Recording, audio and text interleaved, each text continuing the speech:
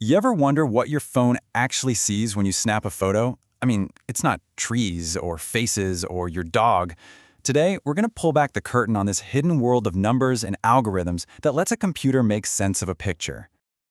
All right, let's just dive right in. When you and I look at this photo, we see a landscape, right? We see trees, mountains, a sky. It's obvious. But what does a computer see? I promise you, it is not what you think.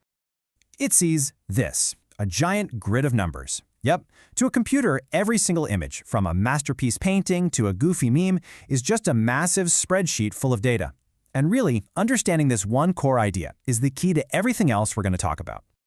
So how do we even begin to make sense of this giant spreadsheet? Well, like with any complex system, you have to start small. We have to look at its most fundamental, its smallest building block. Okay, so here's the formal mathematical definition. A digital image is a 2D function, f of x comma y. Now, I know that might sound a little intimidating, but it's actually incredibly simple when you break it down. Let's do that right now. The x, y part? That's just the address of a single point on the grid. Think of it like its row and its column. And the f of x, y part? Well, that's just the value at that address. So for a simple black and white photo, it's just a number. It's a number from 0 for pure black, all the way up to 255 for pure white. And each one of these tiny numbered dots of light, well, that's what we call a pixel. Okay, so an image is just a grid of numbers. Big deal, right? So what? Well, this is where the magic really begins. Because once we have everything quantified like this, once it's all just numbers, we can use some surprisingly simple math to create incredibly powerful changes. So take two really simple techniques. With image averaging, you can clean up a noisy, grainy photo by literally averaging the pixel values from a bunch of different shots. All that random noise just kind of cancels itself out. Pretty cool. Then there's image subtraction, which does exactly what it sounds like. It highlights only what's different between two pictures. It's absolutely perfect for things like motion detection in security cameras. But the really powerful processing, the really advanced stuff, happens when we stop looking at pixels one by one. It happens when we start looking at them in groups, when we analyze each pixel in the context of its local neighborhood. And the main tool for this is something called a spatial filter, or sometimes you'll hear it called a kernel. The best way to think about it is like a tiny little window, maybe a 3x3 grid, that has a set of instructions.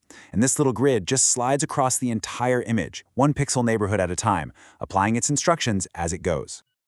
The process itself is actually pretty simple, but so powerful. So, you place the filter over a central pixel and its neighbors. Then, you multiply each of those neighbors' values by the matching weight in the filter. You sum up all those results, and that sum becomes the brand new value for that central pixel. And then you just repeat that for every single pixel in the entire image. And here's the simplest example possible, an averaging filter. See how all the weights are the same? They're all 1/9. When this little guy slides over the image, it's replacing each pixel with the average value of itself and its 8 closest neighbors. What's the result? Well, it blurs the image just a little bit, which is actually a fantastic way to smooth out random noise and get rid of tiny, irrelevant, sharp details. All right, now we get into something really cool. It's called morphological processing. And if that last step, spatial filtering, was like sanding a piece of wood to smooth it out, well, this is like sculpting it with a digital chisel. The goal here completely changes. We're not just trying to make the image look better for a human anymore. Now we're trying to extract and clean up the shapes inside the image so that a computer can analyze them. This is a totally critical step on the road to things like object recognition. The two main tools in our new digital sculpting kit are called erosion and dilation. Erosion, just like the name sounds, it shrinks or thins objects. It's like chipping away all those small, stray details. And dilation does the exact opposite. It grows or thickens objects. This is perfect for filling in little holes or connecting parts of a shape that got broken. Now this gets really powerful when you start to combine them. So an opening operation is when you first erode the image and then you dilate it. That first erosion gets rid of all the tiny, noisy speckles. Then the dilation brings the main shapes back to their original size, but without the noise. It's a perfect way to smooth out the outer edges of an object. And the opposite of that is called closing. Here you flip the script. You first dilate, and then you erode. That initial dilation fills in any small holes or gaps inside a shape. Then the erosion shrinks that shape back down to its proper size, but Get this, the holes stay filled. This is how you smooth out the inner parts of a shape. And this just sums it up perfectly.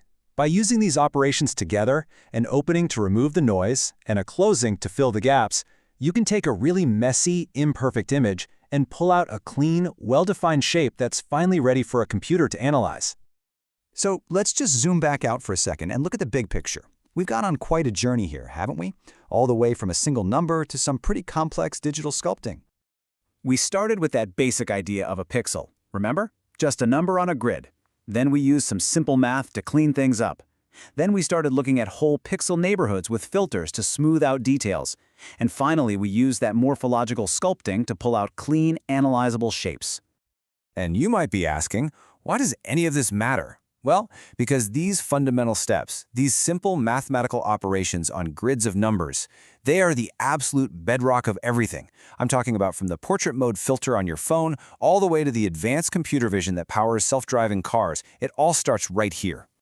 So, we've figured out how to get a computer to process and clean up an image, essentially to sculpt with numbers. But processing an image, that isn't the same as understanding it. And that leaves us with a much bigger question. What's it going to take to teach a computer to truly see? Thanks for joining me.